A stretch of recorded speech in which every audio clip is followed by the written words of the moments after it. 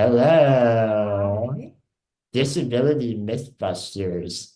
I like that. We're gonna start using that. That's going to be our new name on YouTube. We're so happy to be here. Thank you for having us. My name is Shane Burcaw.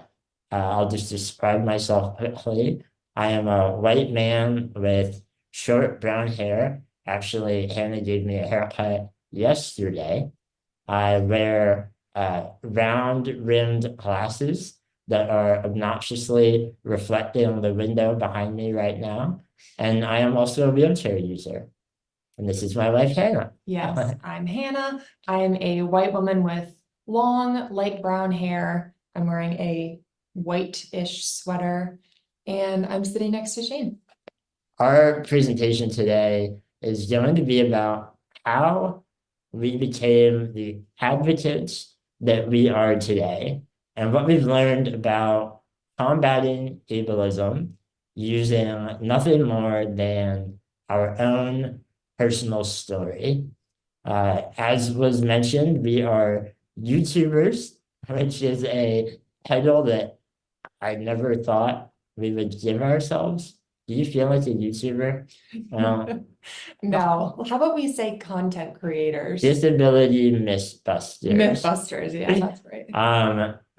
But we've been running our YouTube channel, Squirmy and Grubs, for a little over almost 7 years. Talking about our life, our relationship. We're married, by the way, and our experiences with ableism and inaccessibility.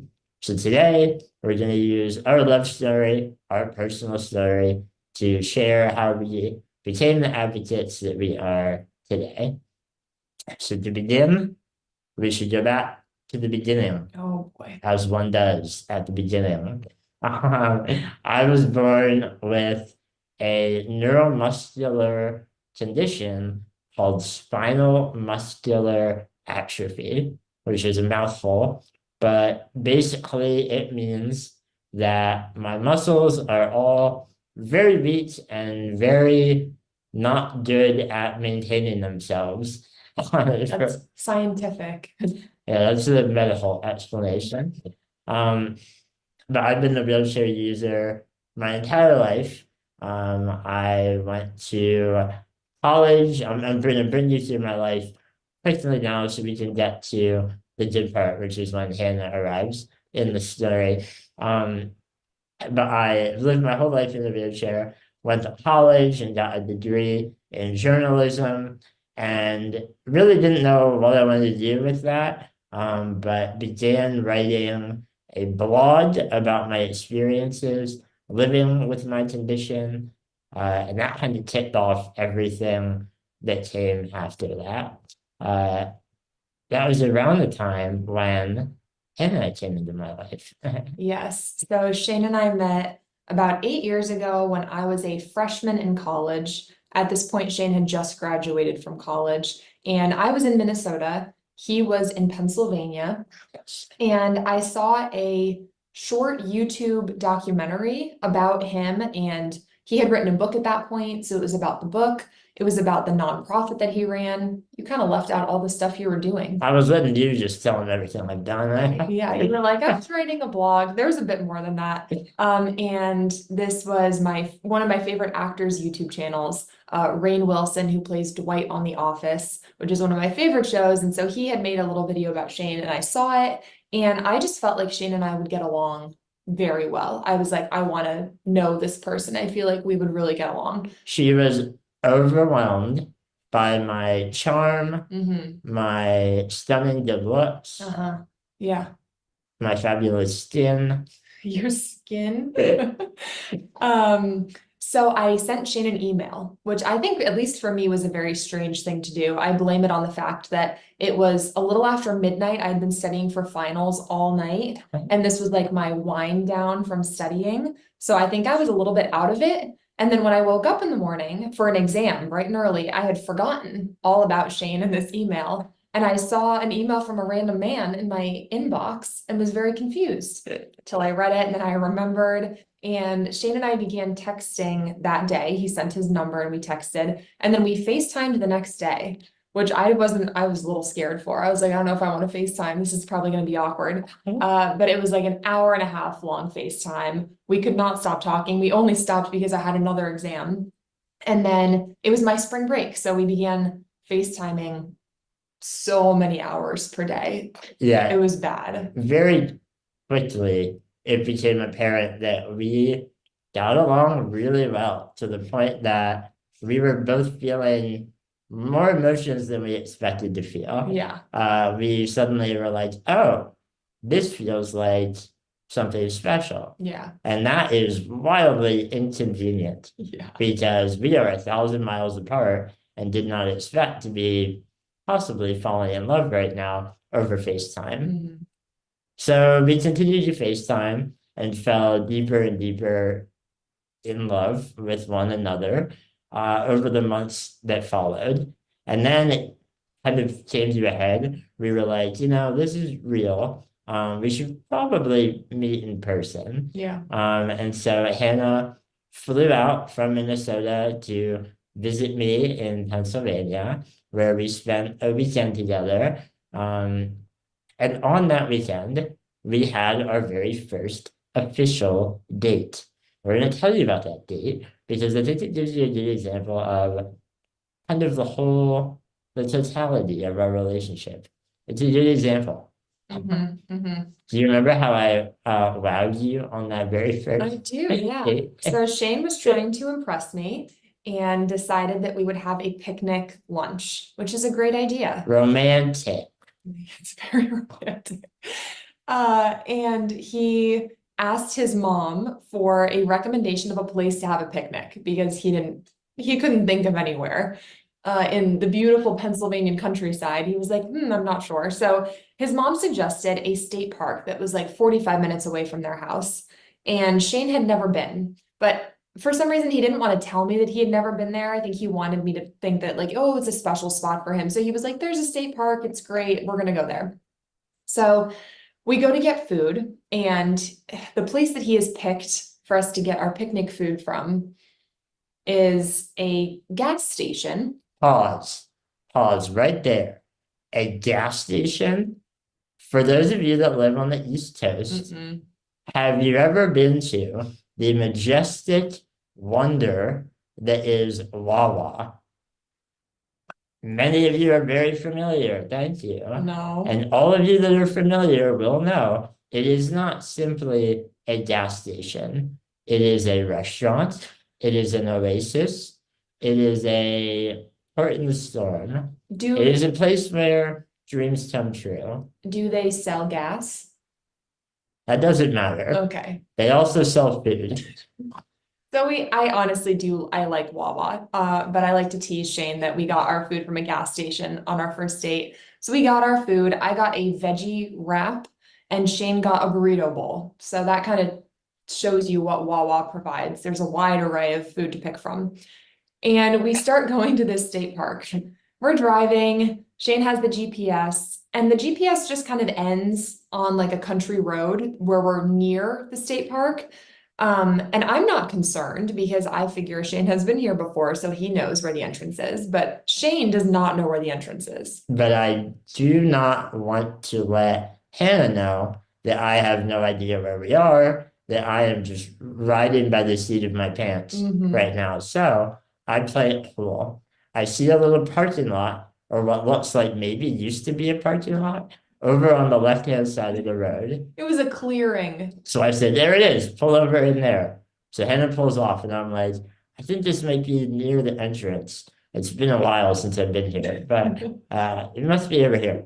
Across the road from the clearing, there is a grassy field with maybe an old like structure house in it. And I say to Hannah, that's part of the park. So let's take our blanket, head over there. It's a nice, beautiful field with a historic house. How idyllic, right? So we go over, we have our picnic, it's lovely. Yeah, and I like those parks where they have the historic reenactments. Like Shane knew that I was interested in that. So I honestly thought it was great. I was like, wow, we get to look at this old reenacted home of where people would have lived. And we like, did, like, we walked around the home, we looked in the windows, it was nice. We finished our picnic and we get back in the car. I've absolutely killed it on this first date. We are driving back down the road a mile, maybe 2 miles, when we see the entrance to the state park. nowhere So near where we ate.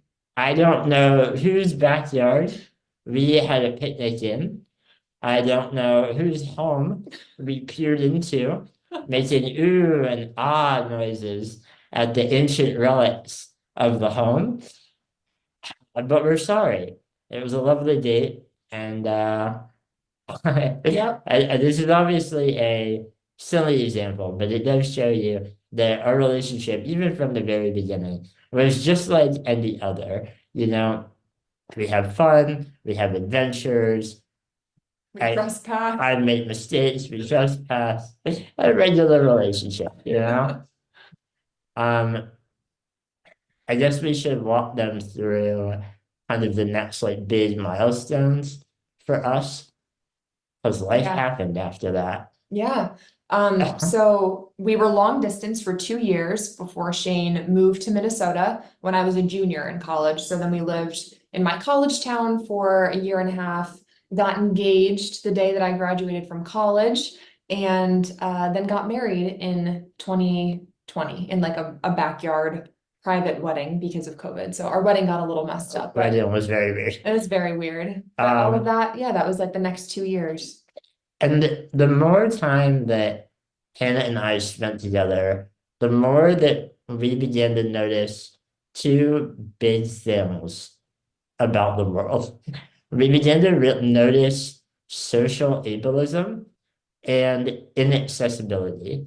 And that might sound weird. You know, I, at this point in my life, was a mid-20-year-old, and now I'm saying I'm just beginning to notice ableism and inaccessibility. Not really, but I was becoming like the fully realized adult version of myself that like notices and understands those concepts in bigger ways. And Hannah was coming into it new to disability and like having all these new experiences with ableism and inaccessibility for the very first time. Yeah, when we met, I didn't know anyone that used a wheelchair. I wasn't very familiar with disability. And I think I just kind of assumed that the ADA had fixed inaccessibility, everything was good. Ableism was just like kind of a far out concept of like people, Yeah, not not a real life worry. not a real, yeah, not like a real thing. I was like, I was aware of it. I was a sociology major in college. But when I met Shane, that was the first time that I was like, oh, this is actually a very extreme thing. And we actually had one of our very first encounters. We're going to tell a few stories now about our experiences with ableism because they kind of led to us becoming the advocates that we are today. Absolutely. Just a quick content warning. Some of these stories are mildly awkward. They do involve ableism, so I just want you to be aware of that before we get into it. Yeah. But our very first experience took place on that first weekend when Hannah came to visit. When we went to a diner for date number 2. Yes. I did not take her back to Wawa again. As much as you wanted to. As I wanted to. No, we went to a diner the next morning and it was small. There were probably 10 tables in the whole place. And we were eating our breakfast, having a wonderful time, when a woman stood up from her table and started walking toward us. And she was walking, making eye contact with me, like definitely coming at us, but she was coming up behind Shane, so he didn't see her. I assumed it was probably like a family friend. Or like a relative. I hadn't met anyone in Shane's family yet. But she comes all the way up to our table and stops, and she's standing like kind of behind Shane still, so he doesn't see her. And I'm waiting for her to say something, looking at her expectantly. And instead, she puts one hand on Shane's shoulder and the other on the top of his head and begins to scream, pray very loudly. Like filling this small, tiny diner with the sounds of her screaming, Lord, please fix this boy, yes, give him a better life, make him make him happy. happy. I was flabbergasted. I, yeah, I think my jaw hit the floor, and I turned to the woman and I said, "Oh, no, thank you. I have a very happy life. In fact, look who I'm on a date with, and you're kind of ruining my vibe." Uh, the woman sort of stepped back. I don't think she expected me to even respond to her. And she said, "Oh, I didn't mean it like that." But it was obvious, you know. She saw me in my wheelchair and made an assumption that my life must be sad, that it must be in need of fixing or improving. I need to be saved or cured. I don't want or need any of those things. And she wasn't doing this for anyone else in the restaurant. It was solely because she saw my wheelchair and she made assumptions, negative assumptions about my disability. That is kind of the heart of the ableism that we experience. It's people making negative assumptions about a person simply because of their disability. I don't think Hannah expected how often this was going to recur for us. Yeah, I thought we had just experienced a once in a lifetime strange person who made a strange decision. And Shane told me, he was like, "Oh no, that happens quite often. Don't worry about it." And I don't think I believed him at the time, but he was not lying. It definitely did happen a lot. On another occasion, maybe the most egregious occasion, I took Hannah to another magical place, a place full of wonder, where dreams come true. No, not Wawa.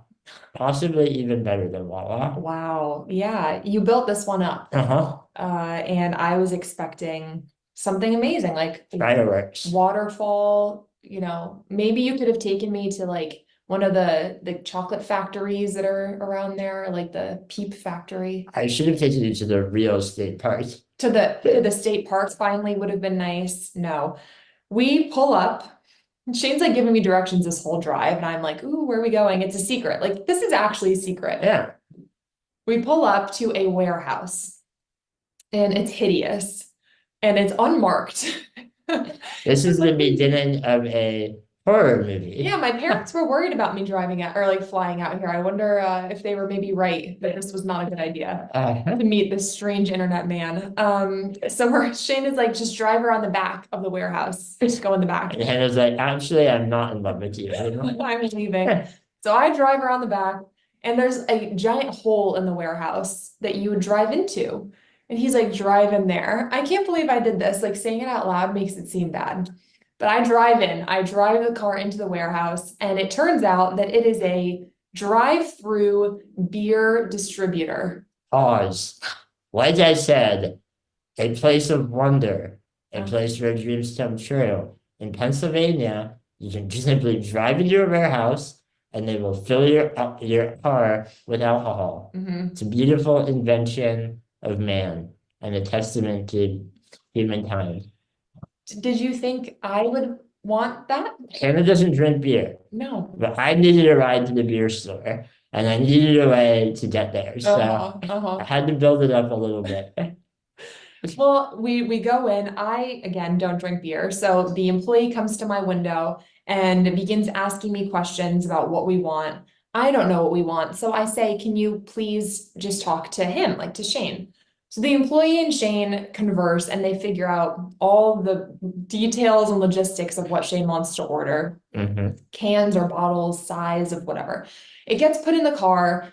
We give our credit card, we pay, and the employee comes back with my credit card, or with Shane's credit card, actually. I did not buy him the beer, to give it to me. And at this point makes a very odd decision. The employee who I'd been conversing and chatting with about the beer, hands Hannah the receipt, and leans in the window a little bit and points at me with a long finger and changes his voice not the one that he'd been using to talk to me. It was now a cartoonish clown voice.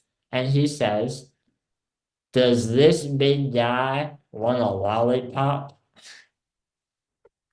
Asking Hannah if I would like a lollipop, which are the lollipops reserved for the children that are begrudgingly brought through the drive-thru with their parents. One of us deserved a lollipop for that trip, and it was not you. I said, "Sir, I have a mustache, and I've just been talking to you for 10 minutes about beer."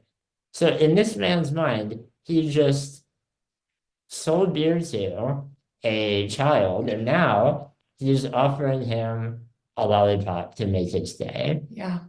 I said, "Yes, I would like a lollipop. Thank you. And one for my wife as well." I just your girlfriend at that point. And again, like this particular case, this man, I mean, this is ableism. He wasn't being malicious. He wasn't intentionally being mean or rude. Quite the opposite. He was trying to make my day. But doing so with some false assumptions about disability that maybe, I was not mentally capable, or that, maybe a lollipop would be enough to brighten my sad existence of living in a wheelchair. The more that Hannah and I began to experience these interactions, which I kid you not happen, and correct me if I'm wrong, Hannah, every time we leave the house, pretty much every time. Yeah. Whether it's people staring at us or asking Hannah if she's my mom or if I'm her, Yeah.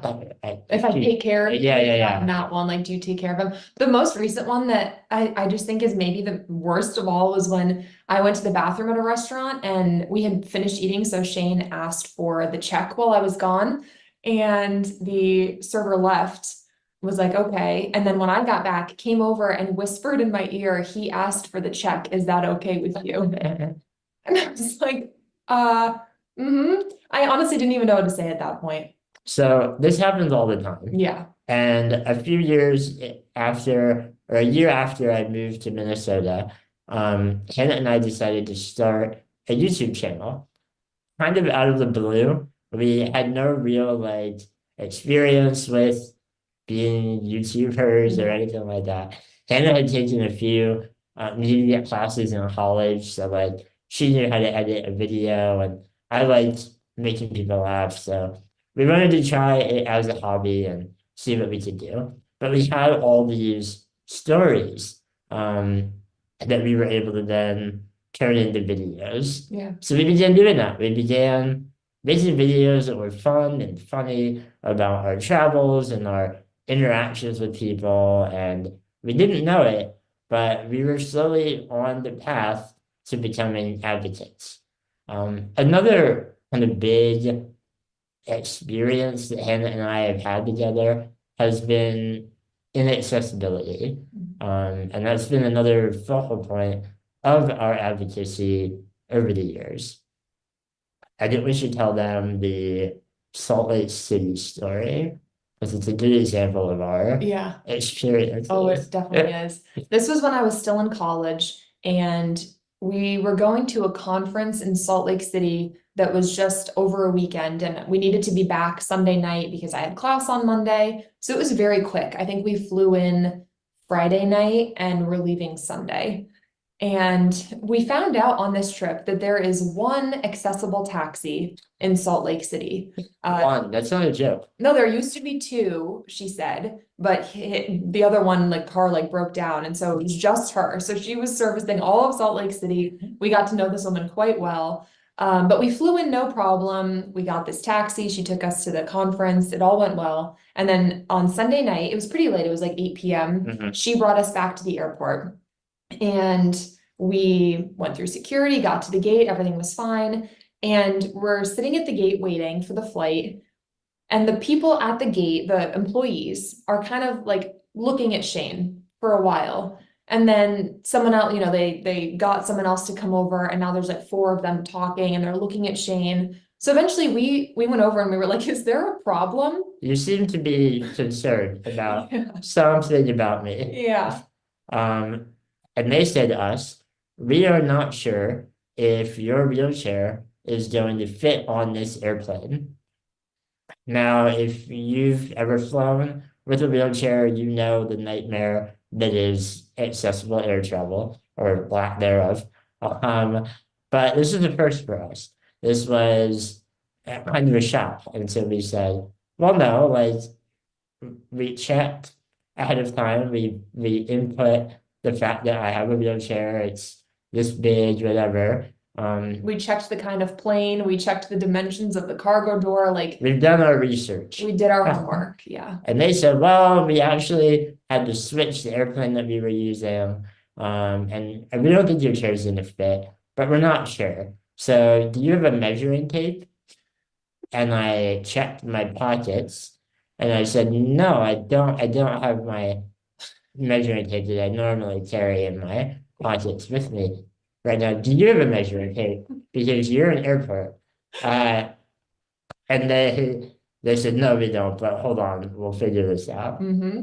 So they leave and they come back with kind of a measuring tape. They took the receipt paper out of their computer at the desk and they like, unwind this paper. Yes. And they hold it up and they marked with a pencil where Shane's chair ended on this piece of paper. From the floor to the top of my head, basically. And we have a photo of this that's been lost over the years, but they do all of this in the middle of the airport. So there is a crowd watching me, not to it makes a big deal out of nothing, but it was dehumanizing to be put on display for all these people to watch this airport figure out if I would fit on the airplane. Yes. So they leave with their paper and maybe 5 minutes later they come back and this time there are like 7 of them. They've added more and they look solemn. They're coming, they're marching up to us and they're like, we're sorry, but the cargo door is 24 inches and your chair is taller than that. I don't remember exactly how many ours was, but we were like, you could have just said it was 24 inches. Like clearly this chair, the wheel is bigger than 24 inches. Like, we're not going to fit on this plane. And so we say, okay, well, you'll have to obviously find us a new flight home, right? And they say, well, that's the thing. There are no other flights home tonight. We said, no, that's not possible. Like, we have to get home. And they were like, well, there might be one tomorrow, but we can't guarantee it. They said that there's the same flight tomorrow, but if they change the planes depending on how many people show up for the flight. So if again, it's not a full flight, they'll be switching the plane to a smaller one and then we won't fit. So they're like, the best you can do is just show up tomorrow and try again. And I so wish that we lived in a world where that wasn't really the end of the story. I wish our story ended by us saying, no, this is illegal, get us home right now, this is unfair, this is inaccessibility, it shouldn't be this way. But that's not what happened. There was no recourse. All we could do was say, okay, we're gonna stay in Salt Lake City overnight. We had to call that poor taxi driver and wake her up out of bed. I'm not kidding you or making that up. At 11 p.m. to come back to the airport to get us and bring us to a hotel overnight where we waited, went back to the airport the next day where thankfully they were able to get us on the flight home. But by that point, it had already been a catastrophe. Hannah had missed her classes. I had been wildly embarrassed in front of all those people. And it was just a huge inconvenience that should not have been that way. So we did what we always do, and we made a video about it and posted it on our YouTube channel, and people were outraged. People were shocked that something like this even existed in 2019, whatever year it was. And I think that is why we believe that using your personal story can be a powerful form of advocacy is because it can spark outrage, it can spark shock, it can catalyze action. And we have found slowly but surely over the years that making these videos about our personal experiences can lead to actual, real systemic change. And we have two examples that we'll end on here before we get to your questions. But yeah, we've been doing this for a while now and finally beginning to see some real like success that we can point to. Yeah. I think this was like, what, a year ago, maybe? Mhm. We wanted to get TSA pre-check. And so we filled out the online form, made our appointment to go in person and get fingerprinted and photographed. Yes. Very adult of us. What an adult thing to do. So we go to our appointment and I'm first. So I go into the little room and I do my fingerprints and my photo. You just tell them like your name and stuff. And I think it took me maybe 2 minutes total. Shane's in the waiting room. So I come back out. Now it's Shane's turn. He goes in and Spoiler alert, it did not take 2 minutes. Yeah. The fingerprints come first. Their fingerprint machine is Bolted. like, yeah, stuck to the table. And you have to, like, we could get Shane kind of close, but you have to do all 4 fingers at once. And Shane could not get all 4 fingers out onto the table at once. We could have done one at a time. We could have, if it had been on his lap, he could have done it. But the way that it was, he just could not get it. Yeah. And so for, I kid you not, 15 to 20 minutes. Yeah. In this tiny office room, Hannah wrenched my arms, pulled me as far as she could out of my chair. We are hot and sweating. The TSA agent, who this isn't her fault, No. but she is mortified and trying her best to help. Yeah. Pulling my arms and pushing the table and doing everything we can do. We can't make it work. Yeah. Nothing we did worked. And you were sweating at that point, so it was not reading your fingers. It was just a disaster. So after about 20 minutes, we're like, it's not working. Can you just like mark something off, say it didn't work? And she said, well, the only thing that I can mark off on your TSA form is that you don't have hands. And we were like, well, when he shows up to the airport with hands, is that going to be a security problem? Like, that's just not true. And she was like, I honestly don't know. I've never had to do this before. So you'll have to find out. Okay, so I don't have hands now. Okay. So now we move on to part 2. I'm already, as I said, sweating profusely. Yeah. On the verge of like being very upset. Yeah. Because this is not like a private thing that's happening. Like everyone around us can hear the frustration and the difficulty that we're having. Again, it feels dehumanizing, like I am on display. Now I have to get my photo taken, my official TSA headshot. You would think that would be easy peasy, right? No. The camera is also mounted to the desk, and you have to go behind the desk in about an 18-inch space and stand in front of the camera, which is at like what, maybe 5 feet high, maybe 6 feet high. And so we're like, can you just move the camera and he'll just be against the wall over here on the other side of the desk? And she was like, oh no, the camera doesn't move. You have to go on that side of the desk. And we're like, but that's 18 inches wide. Like no wheelchair could fit in there. And she was like, I've never had a wheelchair user. Like, I don't know what to tell you. The camera doesn't move. She didn't say this, but I could imagine her saying, wait, people in wheelchairs fly? Yeah. Yeah. So we needed the photo. So we ended up, I like picked Shane up out of his wheelchair. And I couldn't raise him above my head, obviously, to get the photo. So we had to get a stool in that area. And I put my knee up, like my foot on the stool, and then sat Shane on my knee, like a puppet style. Like a puppet out of your nightmares. Yes, because you were so heavy. I was dying, trying to get Shane high enough. I couldn't get him quite high enough, so the photo cuts off, like right below his mouth. but it was good enough for this woman to submit the photo in the system at least. So after an hour, Yeah. we crawl out of the PSA center just feeling beaten down and embarrassed and again dehumanized. Mhm. Hannah was ready to file a complaint with the Department of Justice. Yeah. But instead we took some time and made a YouTube video sharing our story and telling the world the story that you just heard. A few days later, I wake up to an email from the TSA. Uh-oh. And my heart sinks. And I think to myself, oh geez, we did it now, we're in trouble. We're on the no-fly list. Yeah, are there agents outside our door?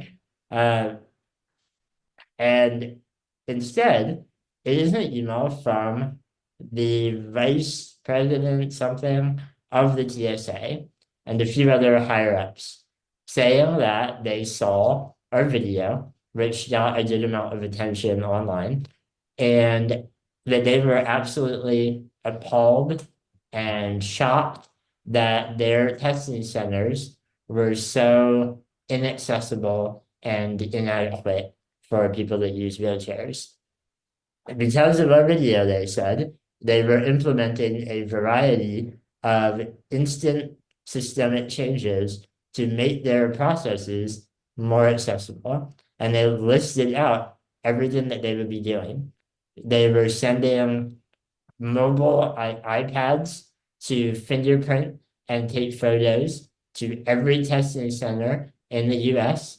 They were implementing training on accessibility and disability for all of their employees at their testing centers, along with a variety of other really important changes. Yeah. We couldn't believe it. Yeah. Like it was I think I yelled. I was like, Hannah. This was a moment where we now have concrete evidence that simply sharing your story, sharing your passion and your experience with inaccessibility and ableism can lead to real systemic change. So that was a big one for us. Yeah, and we've learned like similar things from watching other people's content online, people who share their stories, whose lives are different from ours. Their stories inform us about things. So I think one of the most powerful things about social media is how it's made advocacy more accessible to more people. Absolutely. To close, one of the hardest kind of things that we will ever encounter as a disability community is changing the long-held assumptions that disability is a tragedy or that a disabled life is not as valuable as a non-disabled life. The assumptions that lead to those experiences that we had with social ableism and inaccessibility. But we found that sharing our story can change those long-held opinions. On our YouTube channel, we receive a variety of ignorant and hateful comments on our videos. Is that an adequate description? When we first began, we never really expected that would exist out there in the world. But very quickly, as our channel got bigger, we received daily comments telling us that we were faking it because why would a non-disabled woman like Hannah ever want to be in a relationship with a disabled man? It goes from things like that to things telling me that I'm a drain on society and shouldn't be alive. All kinds of horrible, horrible things. We use those comments as motivation when we're not, seething with anger about them. We use it as motivation to keep doing what we're doing because those are the people that we need to reach and share the authentic reality of disability with. Yeah, and we had never experienced any opinions like that in real life. Like no one has ever come up to us in public and said anything hateful like that. People don't do that, but they do it online. And I think it's easy to say like, it's just online trolls, whatever, but those are actual people. Like those are all real people who have jobs and are out in the world and are making decisions based upon this, ignorant viewpoint that they hold. The moment that I think Hannah and I knew we were doing the right thing with this YouTube career that we're figuring out one day at a time is when we received an email from a woman named Rose. And Rose said, "Hi guys, I have been a follower of yours for quite some time, and I have left many, many horrible comments on your channel. I said things that were ableist and hateful. And the more I watched your videos, the more I began to question the assumptions that I had about disability that led me to make those ignorant comments. And I feel awful about it. And I just want you to know that I apologize and I'm trying to do better at understanding disability and thinking of it in more positive ways." And when we got that email, we recognized the username that she said, like we had seen her comments. She was one of the people who was always there saying negative things. And after that, she began leaving positive comments. Like she followed us for a long time. Yeah. And actually changed. If you've ever been on the internet, you will know that getting an internet troll or an internet naysayer to change their mind is unheard of. It does not happen. But through storytelling and personal advocacy, we were able to change her mind and improve the way that she understands disability. We've done that hopefully many times over in the years that we've been doing this. And we have learned more than anything else that personal storytelling is a powerful tool for advocacy. And the best thing is, it's something we can all do. There are a myriad ways that we can tell our story and make the world aware of ableism and inaccessibility. And that really is the first step. So I hope that all of you, whether you're part of the disability community or an ally, will consider sharing your story with the world because it really is important. Thank you. Thank you. Wow. That was an absolutely wonderful keynote, Shane and Hannah. Attendees loved your insights. I will tell you that the chat and the QA channels are filled with appreciation for your advocacy, and they're so supportive of you, and they are outraged for some of the things that happened to you. I wanted to quote, just to give you a sense of the type of things that are being said in the channel. Nicole said, "Thank you for being such great advocates and using your platform." So lots of appreciation going on in there, but let's see if we can squeeze in a few questions. One of the most popular questions is, where did the name Squirmy and Grubs come from? Good question. Good question. I also just want to say, loving the onesie. Oh yeah, I slipped on my onesie. It was cold. Yes, for me and Grubs. I think just the fact that we named our channel that shows that we did not expect anybody to actually watch our videos. Squirmy and Grubs were the nicknames that we had for each other from very, very early on in our relationship. Shane calls me Squirmy because he claims that I squirm around in bed at night and keep him awake. It's not a claim so much as a scientific fact. Hannah gyrates all night long. It's like a rotisserie chicken that you see at the grocery store spinning, just all night, rotate. So she's squirmy. Yes, and I call Shane Grubs because his hands are always sweaty and grubby. I That's have, also a scientific fact. I have very sweaty palms. I embrace it. Yeah, so the first time we held hands, I was like, oh, they're kind of grubby, cute. And my name became Grubby. And these are like Grubby. the cute little relationship pet names that we have for one another. Should not have been. Should never have been known by millions of people. But so be it. Exactly. I love it. I love it. Monica asked a great question, and it has been upvoted. It is now currently the most popular question in the channel. What's been your biggest challenge to this work? Do you find yourselves getting exhausted from having to educate people all the time? How do you stay positive and so motivated? That's a fantastic question. It's a very perceptive question as well. Oh, that's a big question also. Do you have thoughts that you wanna?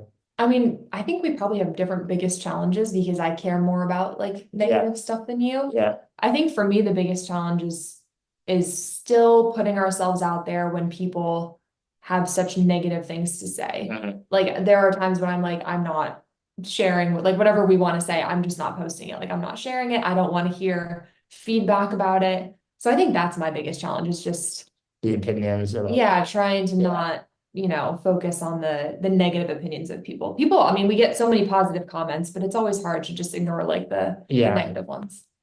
I agree wholeheartedly. I think that it's really defeating when like you put up a video about your time at Disney and a third of the comments are about why your voice sounds weird or something. So that's a big one. For me, it's the biggest challenge is like the creative burnout that we're experiencing. I think many kind of online creators experience this at some point or another, but the requirement that sort of exists to like constantly be coming up with innovative ways to be entertaining and keep people's attention and keep the algorithm happy is very difficult and tiring. And especially when like our content is our life, it feels like everything needs to be on display for the world, but that is not sustainable. So like figuring out what we're gonna share and what our energy levels are and how much we can share is tough. There are so many good questions, and I think we have time for one more. So it's hard to pick, but I do want to, because this is a digital accessibility conference, Alexandra asked, what kind of assistive tech, if any, do you use, Shane, when you use computers? And then Jennifer had asked about your tech accessibility grants. What kind of assistive tech people are asking for most? Great question. I'll do the tech accessibility first. So tech accessibility, which is a wildly creative name, thank you, is a program run by the nonprofit that I founded. My nonprofit is called Laughing at My Nightmare, if you would like to look it up. Accessibility is a yearly giveaway that we do where we provide accessible and adaptive technology to people with disabilities. I think last year we gave like 50,000 in items away, so we're very proud of that accomplishment.